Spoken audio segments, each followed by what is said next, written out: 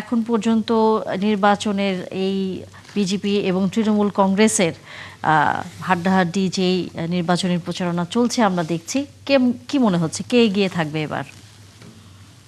দেখুন, মোট কিন্তু 83 লক্ষের কিছু বেশি ভোটারের নাম ইতিমধ্যে বাদ দিয়েছে এসআইআর, অর্থাৎ যে ভোটার তালিকা সংশোধন হয়েছে সেই সংশোধনে।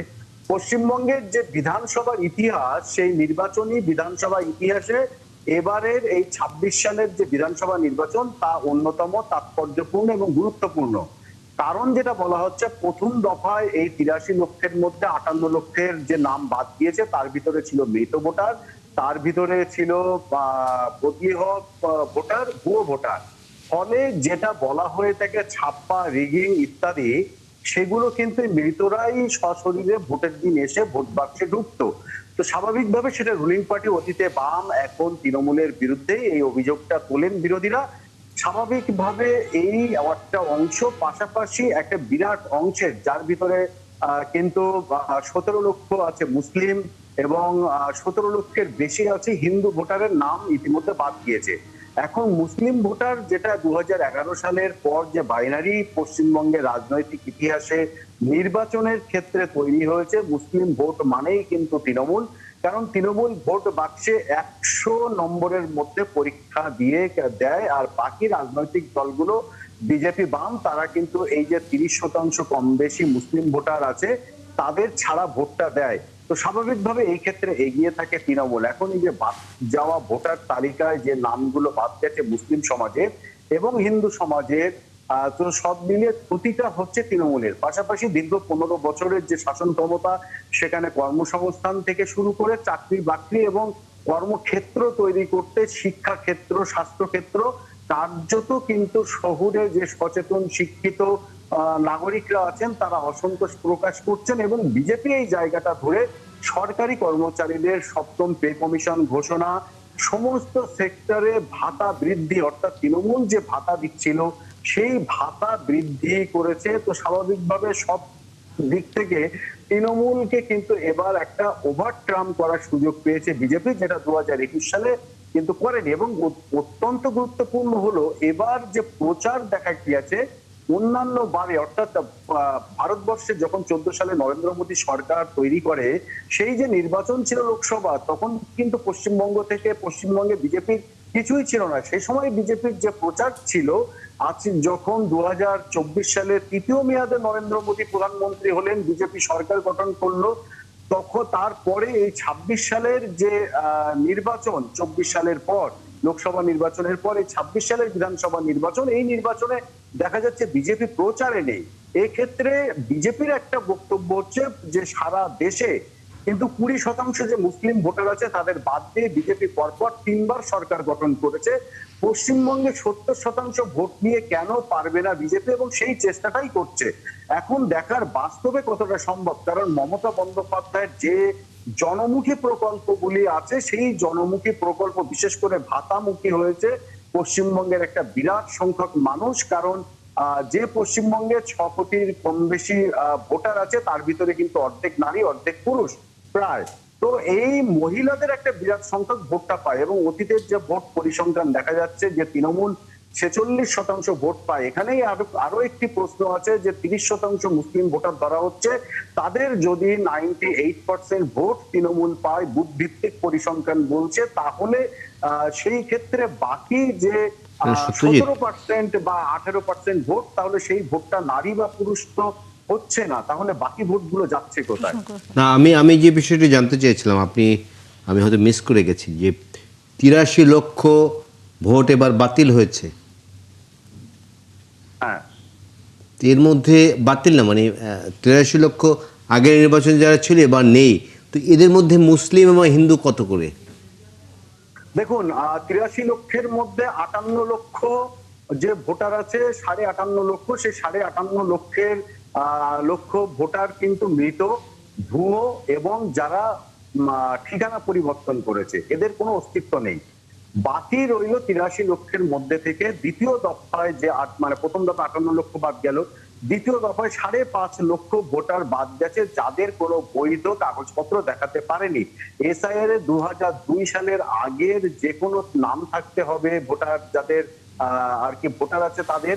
পাশাপাশি যারা নতুন ভোটার হবে তাদের যদি 85 এর আগে জন্ম হয় তাহলে সেক্ষেত্রে তাদের মাধ্যমিকের সার্টিফিকেট, অর্থাৎ শিক্ষাগত যোগ্যতা, পাসপোর্ট ইত্যাদি নথি থাকতে হবে।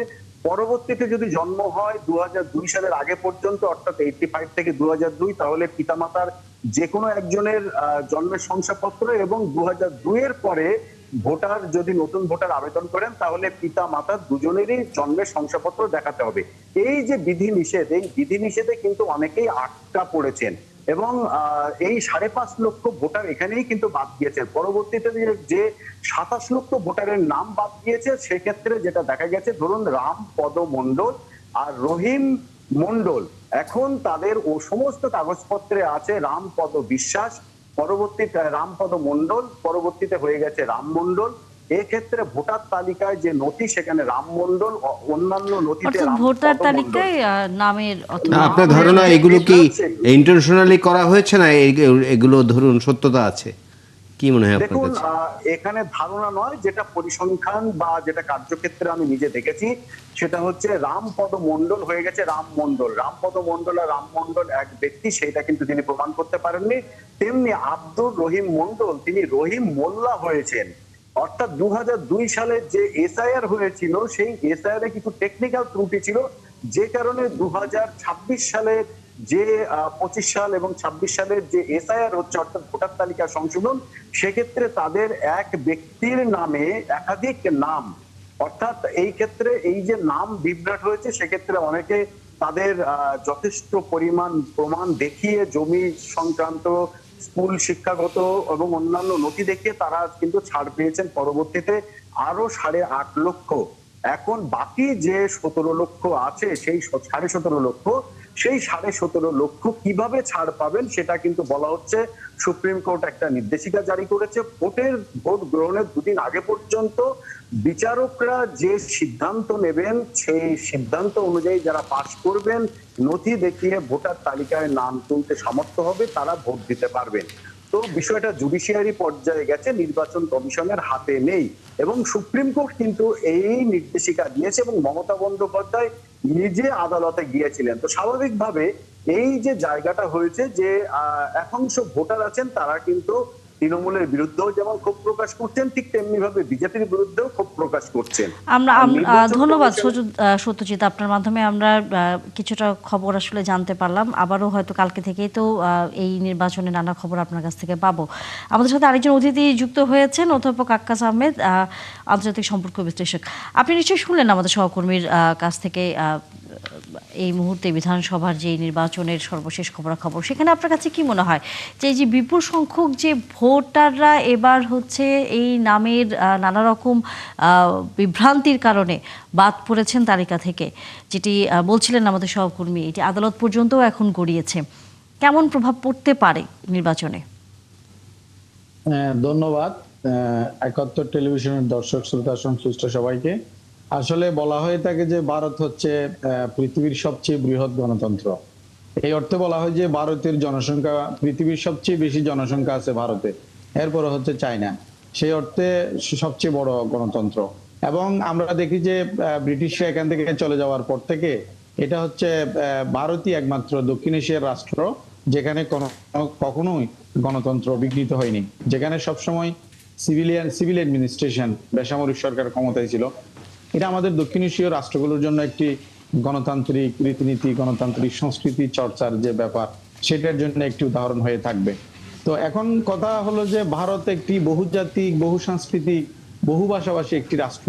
এখানে কেন্দ্রীয় এবং আঞ্চলিক পর্যায়ে বিভিন্ন মত এবং দল, আদর্শের রাজনৈতিক দল আছে, এবং সেখানে এই যে আপনি তৃণমূল পর্যায়ে বলেন, তৃণমূল কংগ্রেস কিংবা ইন্ডিয়ান ন্যাশনাল কংগ্রেস বললেন, কিংবা কমিউনিস্ট পার্টি বা আরো বিভিন্ন যে আঞ্চলিক দলগুলো আছে, তারা কিন্তু রাজনৈতিক প্রক্রিয়ায় অংশগ্রহণ করে এবং গণতান্ত্রিক যে চর্চা সেটার ক্ষেত্রে তারা গুরুত্বপূর্ণ ভূমিকা পালন করে থাকে। এখানে আমি একটি কথা আপনার সাথে শেয়ার করি, সেটা হচ্ছে কি ইন্ডিয়ান ন্যাশনাল কংগ্রেস এটা কিন্তু প্রতিষ্ঠিত হয় 1885 খ্রিস্টাব্দে স্যার অ্যালান অ্যাক্টুভিয়ান হিউম, যিনি একজন ব্রিটিশ নাগরিক, তার নেতৃত্বেই কিন্তু আপনার এখানে এই যে এটা হয়েছিল, ইন্ডিয়ান ন্যাশনাল কংগ্রেস প্রতিষ্ঠিত হয়েছিল, যাতে ভারতীয়দের যে রাজনৈতিক স্বার্থ, অর্থনৈতিক স্বার্থ, সেটাকে সুরক্ষিত করা যায়।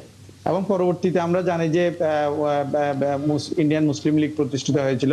এবং আমি যদি বিজেপির কথা বলি, সেটা কিন্তু 80-র দশকে প্রতিষ্ঠিত হয়েছিল। তো এখন ইন্ডিয়ান ন্যাশনাল কংগ্রেসের এক ধরনের রাজনৈতিক আদর্শ, সেটা হচ্ছে অনেকটা উদারনৈতিক, অসাম্প্রদায়িক এবং বলতে গেলে তারা ধর্মনিরপেক্ষতার যে মতবাদ, সেটাতে তারা বিশ্বাস করে। আবার বিজেপি ধরেন হিন্দুত্ববাদ, তারপর হচ্ছে পপুলিজম, তারপর হচ্ছে কি সাম্প্রদায়িক অনেকটা বলতে গেলে। তো এখানে তৃণমূল পর্যায়ে কিন্তু বেশি পুরন দল না। এটা হচ্ছে যে 1998 সালে এটা প্রতিষ্ঠিত হয়, যেটা হচ্ছে ইন্ডিয়ান ন্যাশনাল কংগ্রেস থেকে আলাদা হয়ে মমতা ব্যানার্জির নেতৃত্বে একটি রাজনৈতিক দল গঠন হয়।